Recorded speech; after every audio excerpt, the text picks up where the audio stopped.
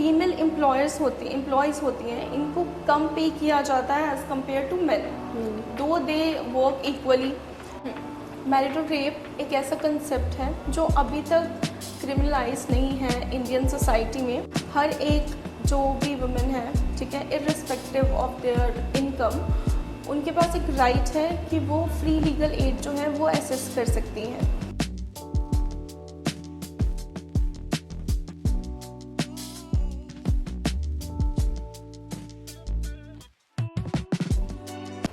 Hello नाशी जी, कैसे हैं आप? I am good, how are you? I am also good. अच्छा, आप एक एडवोकेट हैं, तो आप हमें बता सकते हैं वुमेन के लीगल फंडामेंटल राइट्स क्या हैं? देखिए, हमारे पास वुमेन रिलेटेड, वुमेन ओरिएंटेड बहुत सारे लॉज हैं, जैसे जिसमें से सबसे पहला हम कंसीडर कर सकते हैं as right to equality. Women को हम ट्रीट करेंगे एज इक्वल टू मैन, कोई भी डिस्क्रिमिनेशन नहीं होनी चाहिए on the basis of gender और एनी बेसिस। इनफैक्ट किसी भी तरह की डिस्क्रिमिनेशन जो है वो वुमेन के द्वारा फेस नहीं की जानी चाहिए। तो right to equality is the very basic and fundamental right जो हर एक फीमेल, हर एक वुमेन को पता होना चाहिए। हमारी कंट्री में लैक ऑफ अवेयरनेस है, जिस वजह से ये सब नॉलेज जो है वो हर किसी के पास नहीं है, specially women in rural areas. They are not aware about their rights, they are not aware about their status in the society. वो अपने लिए स्टैंड नहीं ले पाते, इसीलिए हमारी जो वुमेन्स हैं वो सफ़र करती हैं हर एक पोजीशन पे, हर एक पॉइंट पे। तो इसीलिए इनको अवेयर होना चाहिए, इनको पता होना चाहिए कि हमारे कॉन्स्टिट्यूशन ने हमें राइट टू इक्वालिटी जो है एज अ फंडामेंटल राइट दिया है और हमें इस राइट को एक्सरसाइज करना चाहिए to it's fullest.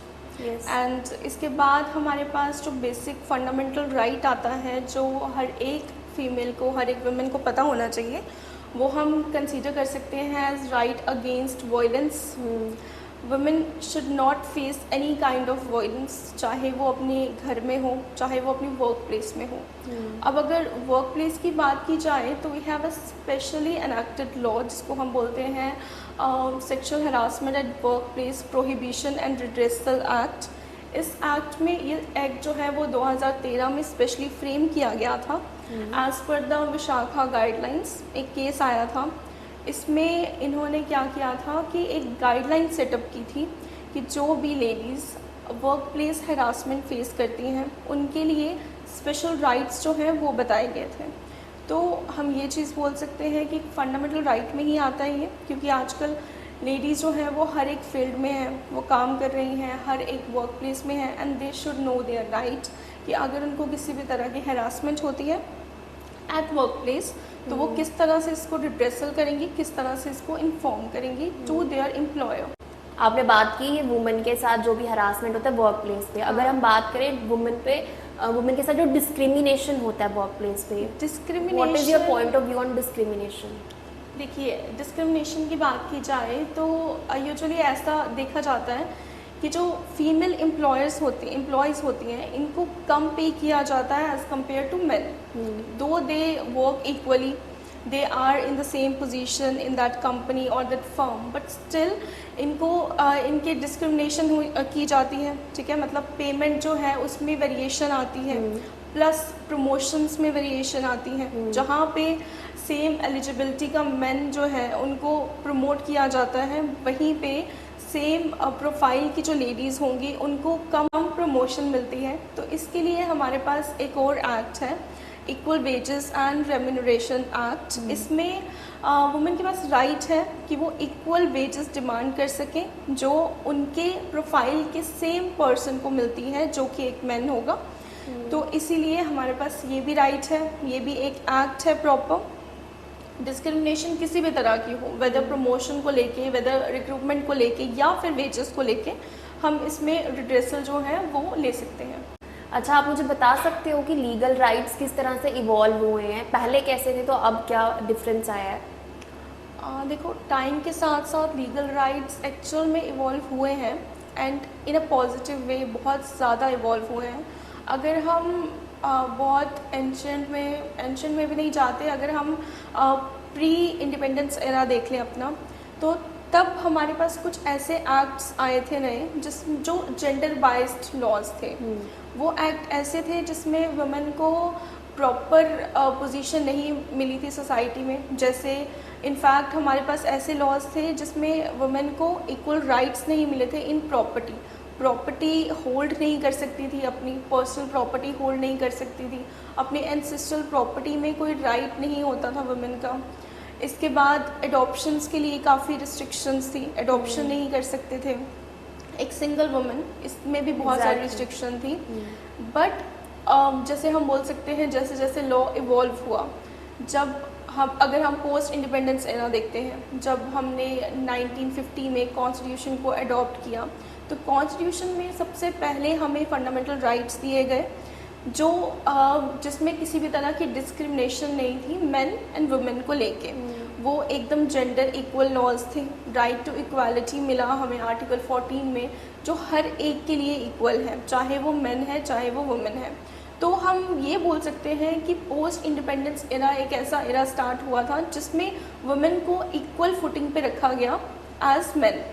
Equal rights मिले, राइट्स अगेंस्ट डिस्क्रिमिनेशन मिला, राइट टू इक्वालिटी मिला, राइट टू एजुकेशन मिला।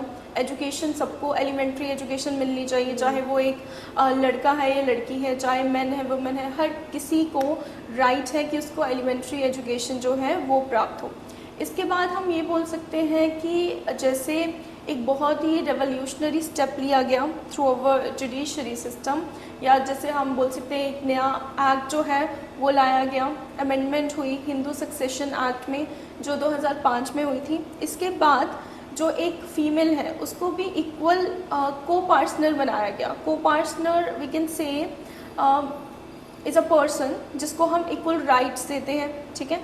पहले ये सिर्फ को पार्टनरी राइट्स मेन के पास होते थे, बट अब ये राइट्स जो हैं वो वुमेन के पास भी हैं। They can demand their right in property, in their ancestral property under this act. तो काफ़ी ज़्यादा इवॉल्व हुआ है। इसके साथ जैसे जैसे राइट टू रिप्रोडक्टिव हेल्थ, जिसमें अब रिसेंट जो है हमारे पास जजमेंट्स आई हैं, क्या एक जो फीमेल है उनको किसी और की कंसेंट लेने की ज़रूरत नहीं है अगर वो अपनी हेल्थ इशू से कुछ अबॉर्ट करवाना चाहती हैं, चाहे वो आफ्टर मैरिज हो चाहे वो बिफोर मैरिज हो।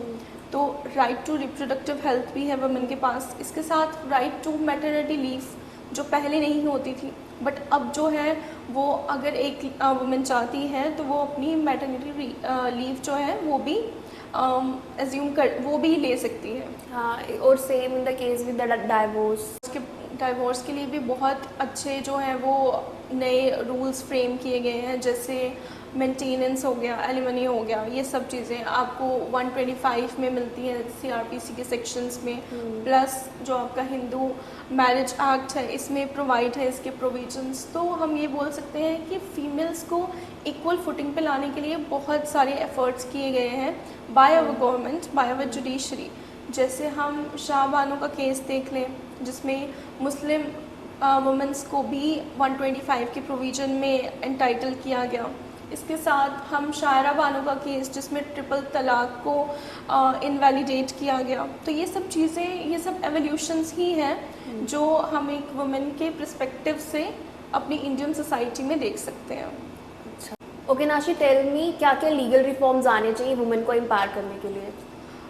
एज सच हमारे पास बहुत सारे लॉज ऑलरेडी हैं, but the only thing which is necessary is कि हम इन सब चीज़ों को इफ़ेक्टिवली इम्प्लीकेट करें। फास्ट रिड्रेसल होना चाहिए। जो कोर्ट्स हैं, फास्ट ट्रैक कोर्ट्स जो हैं उनका नंबर जो है वो ज़्यादा होना चाहिए ताकि स्पीडी ट्रायल हो सके, जल्दी से जल्दी किसी भी पर्सन को उनका एक्चुअल राइट जो है वो मिल जाए थ्रू द कोर्ट। इसके साथ साथ हम यही बोल सकते हैं कि जैसे एक बहुत इम्पॉर्टेंट इशू है जो अभी तक इंडिया में वो लॉ जो है वो इन्फोर्स नहीं है, जो है हमारा मैरिटल रेप। मैरिटल रेप एक ऐसा कंसेप्ट है जो अभी तक क्रिमिनलाइज नहीं है इंडियन सोसाइटी में। दो इंटरनेशनली बहुत सारी रिकमेंडेशंस इसके लिए की गई हैं, बट स्टिल अभी तक इंडियन सोसाइटी ने इस तरह के कंसेप्ट को फेस नहीं किया है, and our government is not ready to enforce a law against marital rape.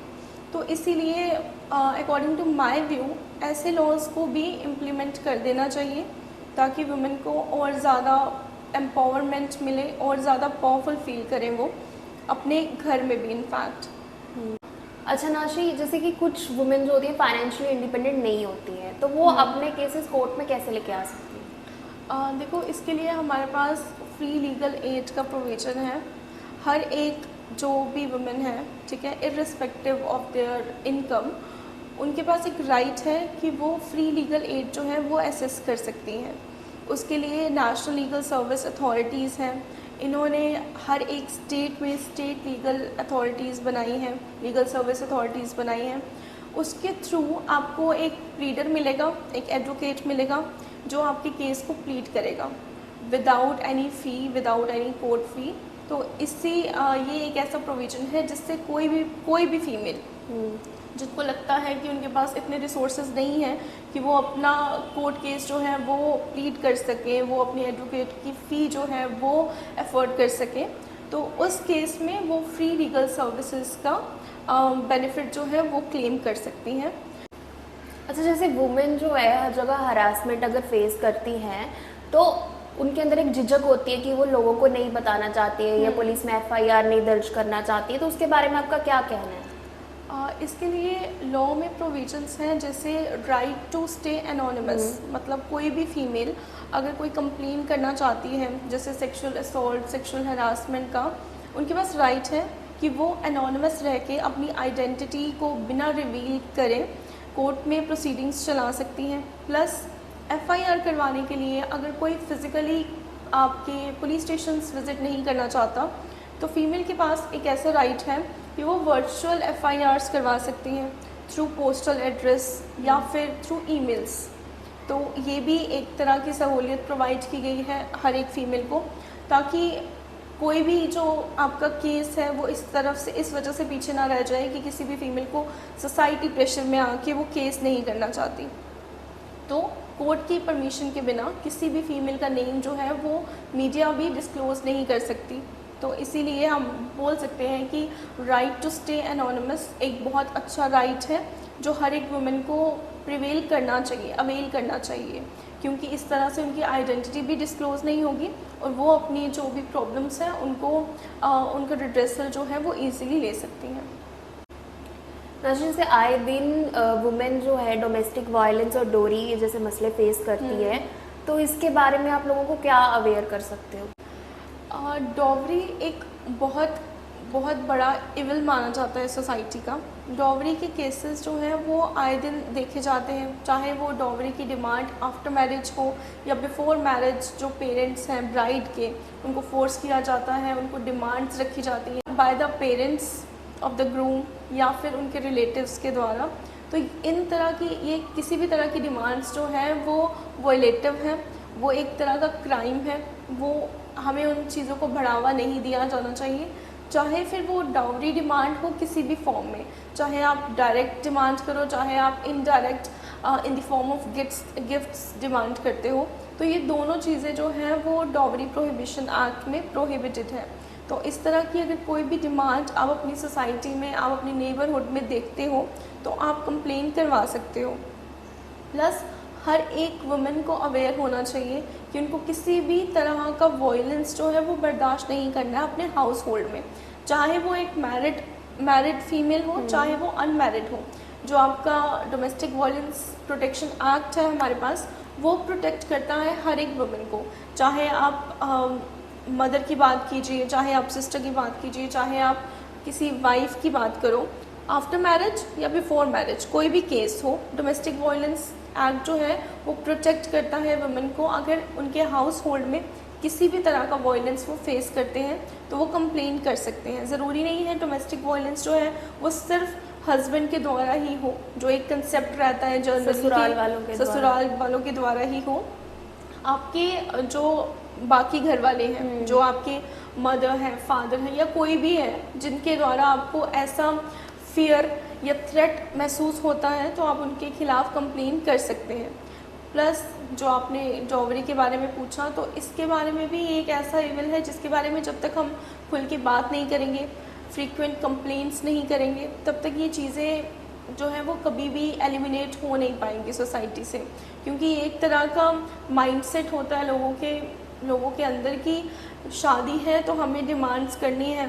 हम अपने लड़के की शादी कर रहे हैं तो हम लड़की ला रहे हैं, तो लड़की के जो घर वाले हैं वो उसको गिफ्ट्स की फॉर्म में जो है वो कुछ भी दें तो वो चीज़ एक्सेप्टेबल है। बट ऐसा नहीं है, वो चीज़ें एक्सेप्टेबल नहीं होती, चाहे आप वो इनडायरेक्टली डिमांड कर रहे हो चाहे वो डायरेक्टली डिमांड कर रहे हो। Okay, Nashi, so finally, what message you want to give to the women out there? See, first of all, educate yourself. That is very important.